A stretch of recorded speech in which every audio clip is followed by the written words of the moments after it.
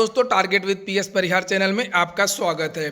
सुबह के इस वीडियो में ऐसी सूचनाएं होती हैं जो विभिन्न समाचार पत्रों पर छाई हुई होती हैं और विद्यार्थियों के लिए आवश्यक होती हैं। तो आइए शुरू करते हैं और देख लेते हैं कि आज की इस वीडियो में ऐसी कौन कौन सी सूचनाएं हैं। वीडियो को जल्दी से लाइक कर दें, शेयर कर दें। जिन छात्रों ने चैनल को अभी भी सब्सक्राइब ना किया हो तो जल्दी से सब्सक्राइब कर लें, ताकि आप लोगों को भी इसी तरीके की ऑथेंटिक अपडेट्स सबसे पहले मिलती रहें। आगे बढ़ने से पहले एक और सूचना है कि अगर आप लोग उत्तर प्रदेश अधीनस्थ सेवा चयन आयोग की पीईटी की परीक्षा की तैयारी कर रहे हैं तो चक्षु प्रकाशन की पीईटी की एक बहुत अच्छी गाइड आ गई है। संपूर्ण गाइड है जिसमें 2200 से ज़्यादा प्रश्न दिए हुए हैं। पीईटी का जो सिलेबस है उसी के हिसाब से यहाँ पर देख सकते हैं सब कुछ दिया हुआ, चाहे वो इतिहास हो, सामान्य ज्ञान हो, प्रारंभिक गणित हो, सामान्य हिंदी हो, किस तरीके का पैटर्न है, किस तरीके के पेपर आएंगे, सब कुछ इसमें दिया हुआ है। अगर आप लोग ऑनलाइन मंगवाना चाहते हैं इस पुस्तक को तो उसकी जो लिंक है मैंने डिस्क्रिप्शन बॉक्स में दे दी है। वैसे आपके आसपास की सभी कापी किताबों की दुकानों में ये किताब देखने को मिल जाएगी।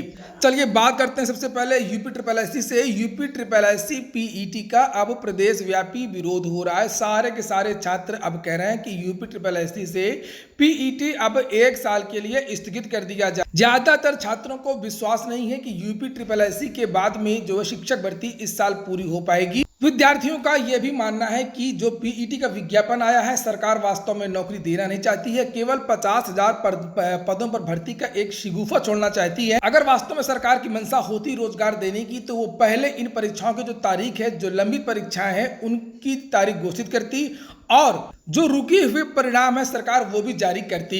यही कारण है कि प्रदेश में लगातार भर्तियों के विज्ञापन तो जारी हो रहे हैं लेकिन किसी भी विज्ञापन की परीक्षा की तारीख नहीं बताई जा रही है। चाहे वो दरोगा भर्ती परीक्षा की तारीख हो, चाहे वो टीजीटी पीजीटी की तारीख हो, चाहे वो पीईटी की तारीख हो। नीचे यहाँ पर आज फिर से युवा मंच ने एक जो है लेटर लिखा है और प्रेस विज्ञप्ति जारी की है। युवा मंच की तरफ से कहा गया है कि अधीनस्थ सेवा चयन आयोग खुद का मानना है कि प्रारंभिक अर्हता में 30-35 लाख आवेदन आ सकते हैं। ऐसे में सवाल यह है कि कोरोना काल में इतनी बड़ी परीक्षा प्राथमिकता के आधार पर सरकार क्यों आयोजित करा रही है, जबकि यह मात्र पात्रता परीक्षा है। और अगर छात्रों व शिक्षकों की जिंदगी को खतरे में डालकर के कोरोना काल में इतनी बड़ी परीक्षा का आयोजन करा भी लिया गया तो भी रिक्त पदों पर विज्ञापन जारी करने के वक्त सरकार के पास नहीं बचेगा। तब ऐसे में पीईटी के औचित्य पर प्रश्न चिन्ह लग रहा है कि यह फालतू के एक्सरसाइज सरकार क्यों कर रही है। दरअसल योगी सरकार पीईटी कराने के लिए इतना जोर इसलिए दे रही है कि जिसमें 50,000 पदों की चयन प्रक्रिया शुरू करने का प्रोपेगेंडा करके प्रदेश में बेहतर छवि जनता में पेश की जा सके। लेकिन इससे युवाओं का बड़ा अहित होगा। जिस आयोग में पहले से चयन प्रक्रिया बेपटरी है, 2016 की जेई से लेकर के 8 परीक्षाओं को आयोजित नहीं कराया जा सकता है। 2016 से लटकी हुई अभी तक पिछली 8 ऐसी भर्तियां हैं जिनकी परीक्षा ही नहीं हुई है और 5 भर्तियों के चयनित अभ्यर्थी नियुक्ति के लिए दर दर भटक रहे हैं। तमाम भर्तियों के परिणाम पेंडिंग है। ऐसे में पीटी को आयोजित कराने की आयोग व सरकार की प्राथमिकता से इन लंबित भर्तियों का अधर में अरसे के लिए लटक जाना तय। योगी सरकार अगर पीईटी को खत्म ना भी करना चाहे तो ना करे, बेशक इसे इस सत्र के लिए यानी केवल इस सत्र 1 साल के लिए इसको निलंबित कर दे और जिससे सभी लंबित भर्तियां पूरी की जा सकें और रिक्त पदों का जो विज्ञापन है वो जारी कर दे। दरअसल इसी तरीके से ओटीआर की कवायद में आयोग ने काफी वक्त बर्बाद किया और इसे भी वापस लेना पड़ा।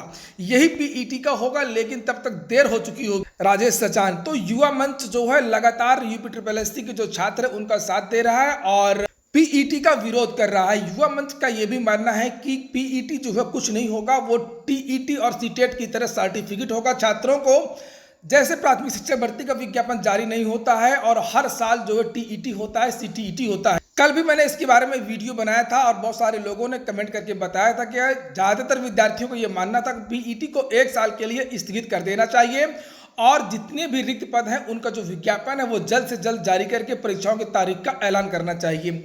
अगली सूचना है दरोगा भर्ती की। इसके बारे में भी मैंने आप लोगों से कल ही बता दिया था। 28 वर्ष की आयु सीमा पार कर चुके उम्मीदवारों को इलाहाबाद हाईकोर्ट ने दे दिया राहत। इलाहाबाद हाईकोर्ट ने दरोगा भर्ती 2021 में उन अभ्यर्थियों को राहत दी है जो 28 वर्ष की अधिकतम आयु सीमा पार हो जाने के कारण अयोग्य हो गए थे। कोर्ट ने उनके आवेदन स्वीकार करने का निर्देश दिया है। यह आदेश न्यायमूर्ति जे मुनीर ने सुशील कुमार सिंह व अन्य की याचिका पर दिया है। इसमें दीपक कुमार जी ने अर्जेंसी याचिका दाखिल की थी और जो अशोक कुमार खरे वकील हैं उन्होंने बहस की थी।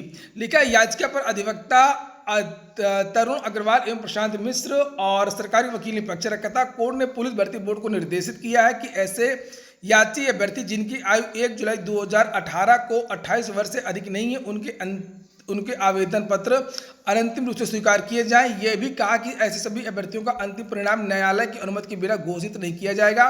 याचिका के अनुसार उत्तर प्रदेश पुलिस भर्ती एवं प्रोन्नत बोर्ड के तो ये सब बातें यहाँ पर लिखी हुई हैं, लेकिन सबसे बड़ी बात यह है कि हाई कोर्ट भी बड़ा कभी कभी गलत काम करती है।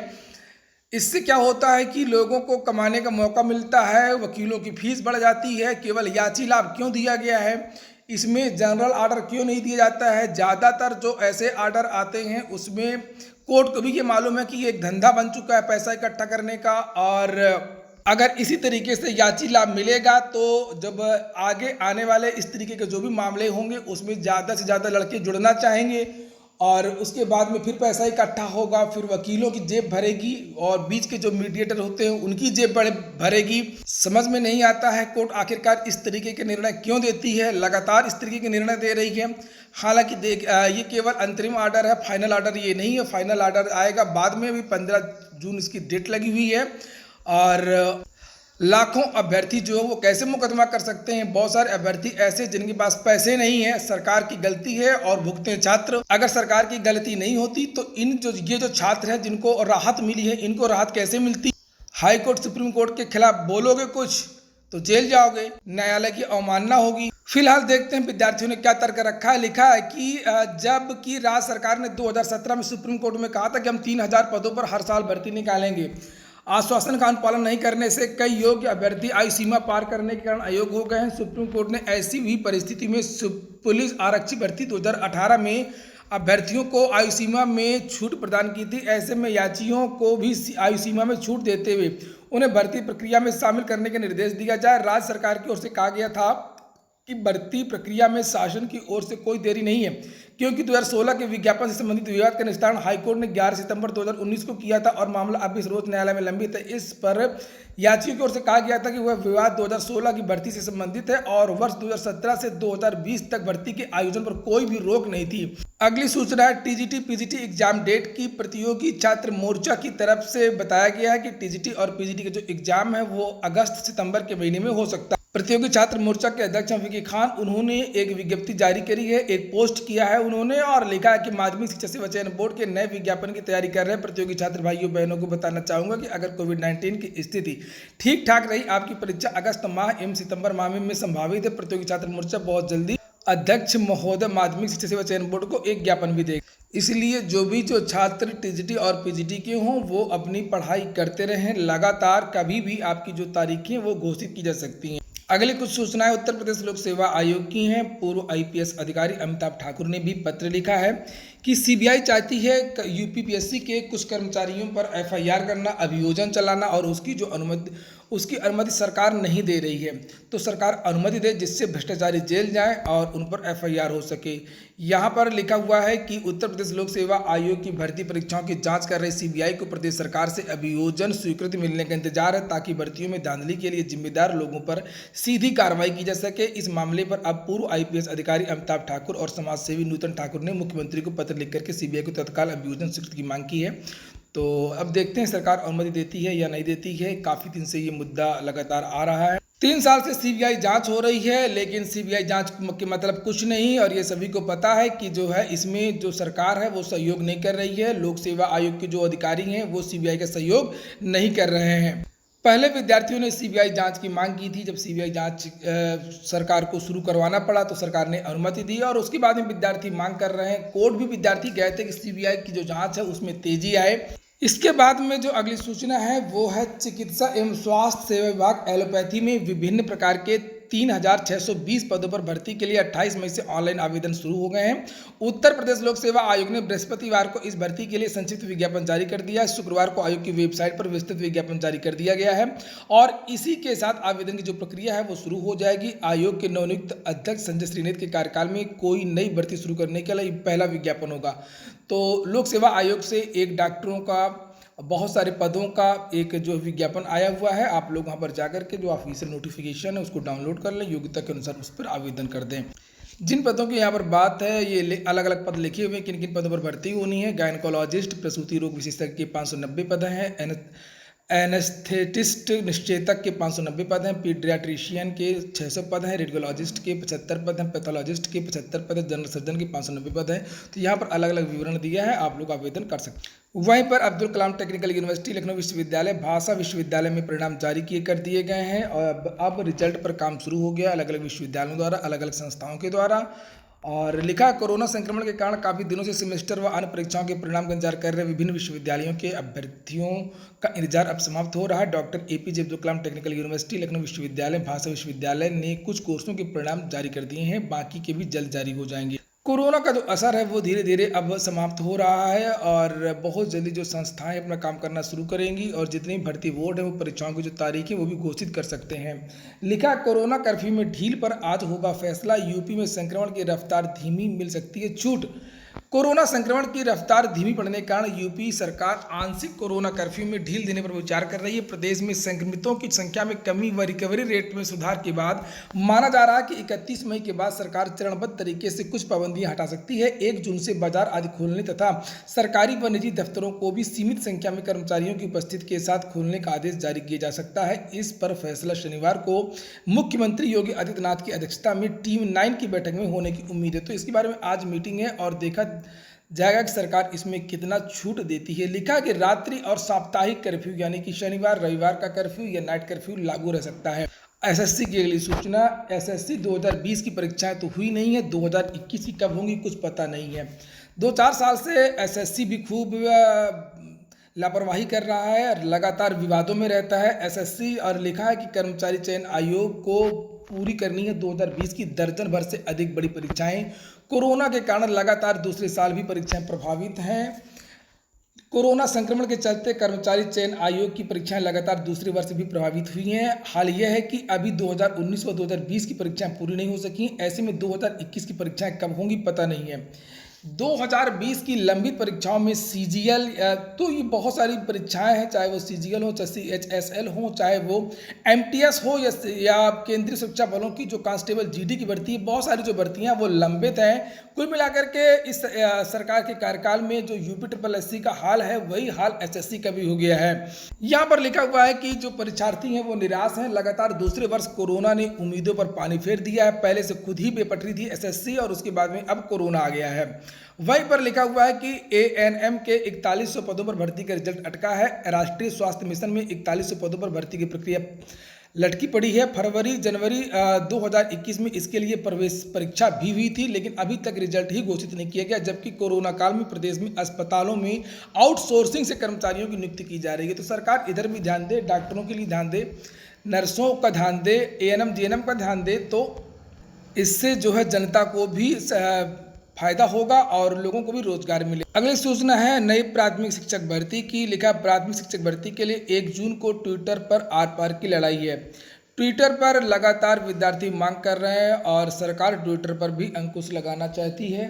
शायद इसी वजह से कि जो सोशल मीडिया है उस पर सरकार का कोई कमांड तो रहता नहीं है और सरकार अब इस पर भी अपना कमांड चाहती है। फिलहाल इसमें जो जानकारी लिखी है कि प्राथमिक शिक्षक भर्ती के लिए 1 जून को ट्विटर पर आर पार की लड़ाई। तो जो भी छात्र चाहते हों कि प्राथमिक शिक्षक भर्ती का विज्ञापन आए, सरकार पर कुछ दबाव बनाया जा सके, तो तैयार रहिएगा। अगला जो अभियान है नई प्राथमिक शिक्षक भर्ती का वो 1 जून को है।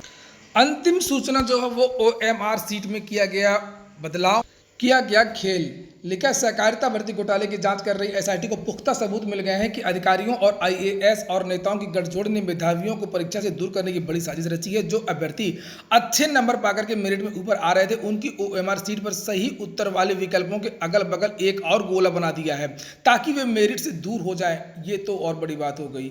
ऐसी सैकड़ों ओएमआर सीट पाई गई हैं जिनमें 2 गोले जानबूझ कर किए गए, यानी कि जो उनके छात्र थे उनके तो गोले काले किए ही गए हैं, लेकिन जो योग्य जो छात्र थे उनको पीछे करने के लिए अलग से गोला बनाया गया था। उनकी ओएमआर सीट में छेड़छाड़ की गई थी और नीचे लिखा है स्कैनिंग कंपनी के जरिए किया गया खेल एसआईटी की जांच में सामने आया कि यह काम राम नरेश की स्कैनिंग एजेंसी के द्वारा किया गया और इसमें एक नेता के करीबी की बड़ी भूमिका रही है। ऐसा ऊपर से मिली सूचना के अभ्यर्थियों को समाहित करने के लिए किया गया है। एसआईटी ने अब ओएमआर का फोरेंसिक जांच कराने का फैसला लिया, वहीं जल्द ही नोटिस जारी करके पूछताछ किया जाएगा।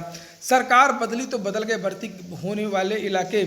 दूसरी ओर ये सब बातें यहाँ पर लिखी हुई हैं कि ज़्यादातर जब बसपा सरकार बनी थी तब भी यहाँ पर भर्तियाँ हुई थी। जब बसपा सरकार आई थी तब अतर्रा, बांदा, चित्रकूट और महोबा के लोग भर्ती हुए थे और यहाँ पर जो प्रभाव है वो नसीमुद्दीन का जो एक नेता है, अब तो बसपा से हट गए हैं, तब इन लोगों ने मलाई यहाँ पर काटी थी।